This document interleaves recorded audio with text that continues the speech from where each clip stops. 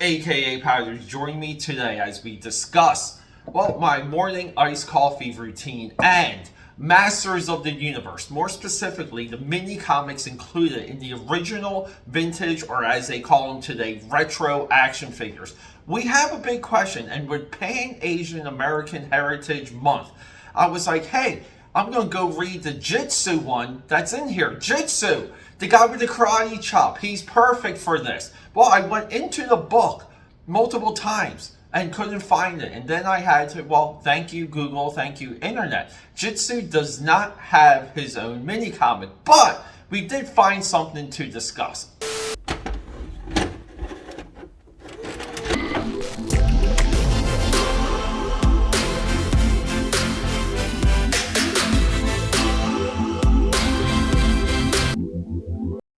We are back. Okay, so that intro took way too long to shoot. There was so much to say, and I try and put everything in 15 to 30-second increments. But hey, guys, welcome to Pan Asian American Heritage Month. That's as big and complicated as Masters of the Universe. You tell someone Masters of the Universe, and they're like, "What do you mean? What are you even talking about?" Well, Masters of the Universe, part of. You start with two giant ice cubes, by the way, aka powders. We fill it up. I want to talk to all of you about nostalgia, because this is the vein that Masters of the Universe lies in now. So much so that even if Masters of the Universe fully rebooted the franchise with a giant, and I was hoping for that Netflix movie to happen, people, because I do consider Netflix to be the greatest film studio of our generation, potentially of all time, with their challenges. They created the ultimate streaming audience, and everyone is a distant second in getting that Netflix nut. But I was hoping for that Netflix Masters of the Universe to happen. And even if Netflix got that movie made, Masters of the Universe would still be looked at as nostalgic. And nostalgia to me is a lazy way. I hate using the term, I hate referencing anything as nostalgic because it's weak. And the reasons why it's weak, I want to touch on this real quick before we hit the mini comic book goodness for Pan Asian American Month. Guys, also, Jitsu. We're here because of Jitsu. I pulled this book out because I wanted to do the Jitsu mini comic book as a review. Jitsu doesn't have a mini comic, but we're going to go through the comic included with the Jitsu action figure, and we will do a different one. And with all things Discovery, we found something to show off with. I also want to highlight the work of Sane Sakai, letterer, the artwork of Mark Teixeira, artist, and the artwork of Bruce Timm. You know, we know him from Batman the Animated Series. And guys, keep in mind, Mark Teixeira has drawn and rendered the definitive version of Marvel's Ghost Rider with the Danny Ketch 90s reboot. So here we go. Creamer, by the way, is Bridgeton Toffee, English toffee, but we want our color to be like this, and we don't fill it up to the top. We don't quite do 1-to-1, but anyway, that's the recipe. All right, and all right, I take that back. We're not quite to the drawing table. I just want to make a note on editions of this size. This is my omnibuy argument.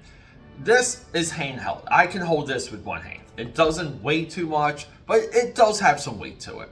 Yeah, and everything from handling this to flipping the pages, trying to find appendices or some type of contents, and going from page to page. Sitting down with it, it's small, it's compact, and it's annoying because it's so freaking thick. That's what she said. Guys, I much rather prefer this be broken up in 4 separate editions. And the later ones people would buy because those would be the Bruce Timm editions, and the earlier ones people would buy. It's probably volumes 2 and 3 if you broke that up into 4. People would buy volume 1 for Teixeira and volume 4 for Bruce Timm. This boggles my mind that these books actually caught on and became relevant. To me, there's no joy and there's little understanding as to why we have to have everything in one spot. I mean, it's a book. It doesn't. One of these or four of these take up the same amount of space. I don't get it. Huh. Okay, let that rant be over. We gotta hit that drawing table. I just exhausted myself, but too many distractions. Let's go. Yeah! Back off, He-Man! No way! And face the mighty power chop of Jitsu! Yeah! Yeah! Yeah! Yeah! Yeah! Alright, let's just get into it. We have Geldor here, we have He-Man, we have no Jitsu, and we have the secret liquid of life. Sorceress warns He-Man. She's like, yo, that friend of yours, Prince Dakan, he's in trouble. And we see Geldor and these two amazingly designed beasts here. They're holding his father captive. He runs off. Buzz-Off is like, hey, let me scan the area. My radar tells me no one is near. It's safe to talk. So they have a discussion. They're like, well, let's go beat this guy's ass. That, you know, we got to represent. We got to stand up for our friend Dakan here. And I'm not sure if Dakan or Geldor got a classics treatment. I'm pretty sure that the Madiverse classics, or whatever the hell you want to call them, I'm pretty sure a lot of those figures were based on the cartoon series and not these. And if I were to choose one, I would choose the continuity of the mini comics first over the cartoon. That's just me though, because I think the comics are very much more interesting. But anyway, they got the father. The father's name is Targul, and we have one amazing design here. I love this facial hair, so freaking cool. But yeah, but they trick him. They're like, hey, tell us where the liquid of life is, and we're not going to do Jodie Foster, the accused, more things. I mean, she looks like she's out of the pit from Silence of the Lambs. Another Jodie Foster reference. And, you know, he freaks out. So he tells them, and then they're like, oh, we got you, buddy. She's not even real. She's not even here. Plot point, we don't really know where she is. She'll get married by the end. But yeah, but everyone knows where everyone is going now, right? So it's a race to the liquid. He-Man and friends. Awesome panel here of Battle Cat jumping out, like, from, like, Battle Cat's, like, here, and he's jumping into the page. Jack Kirby, little face expression there. I love Dakan's pose here. His pose is great. He-Man's pose is great. We all know what Buzz-Off is doing. But yeah, so we fight through some monsters. They find the father. Look at that face. Such a good drawn face. He's married. We were to be married. Because look, I believe them. They told me everything. It's too late. The ones told me that they had my daughter marrying. So now they go to rescue the girl. And they go through like kind of like you know, like trials and tribulations.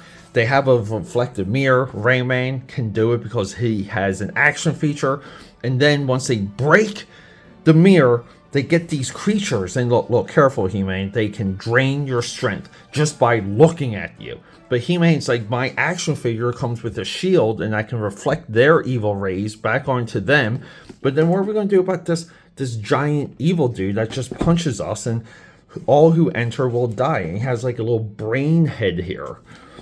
Awesome design. But anyway, yeah, they tie up his hands, and He-Man literally just jump kicks him. It's not even a drop kick. It's just like a jump kick. And we get more. So we get the two creatures in the beginning, finally. These two guys, they show up on page 11. And, well, anyway, you'll have to get past some fast, Geldor. That won't be too hard, He-Man, as long as I have your friends. So, you know, he's holding Tila and the babe, the daughter here, you know, to get married, and he has the liquid of life, and He-Man's like, gotcha, fool. He makes him drop it, and then a giant tree grows in like an instant, and it crushes them. Help, the tree is devouring me. And they're like laughing and smiling. And then look, Marin and I shall get married beneath the tree, and they get married. The fuck? Okay, well, you know what, guys? It's an epic in 14 pages. Why the hell not? And this is why I like the mini comics way more than the cartoon, because the mini comics are wild. You know, we gotta get it done in 14 pages, guys. And there's a lot that happens here. And on to the next. This one's pretty good. So, we get He-Man, we get this giant plane creature, Little Shop for Horrors.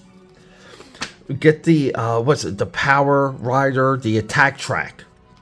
And, yeah, so Kelador is attacking Eternia. They have fair warning.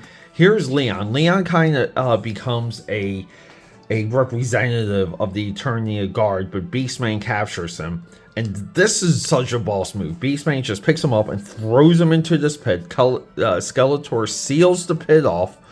The boy falls in, and now they're trapped. And now Skeletor is in full assault on Eternia. Go, my pretty planes. Show them the power of your evil nature.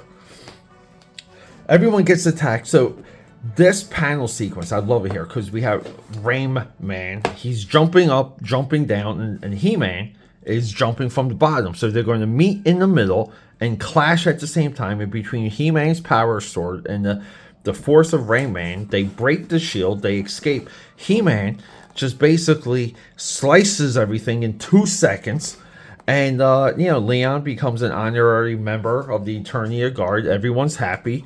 And then we have kind of like a bloody blade here from Adam, from He-Man. But it's not really a bloody blade. We are to assume it's the goo from the plants. And that's it, people. So that's a little bit of a taste of, I think, some of the greatest toy insert content, ever.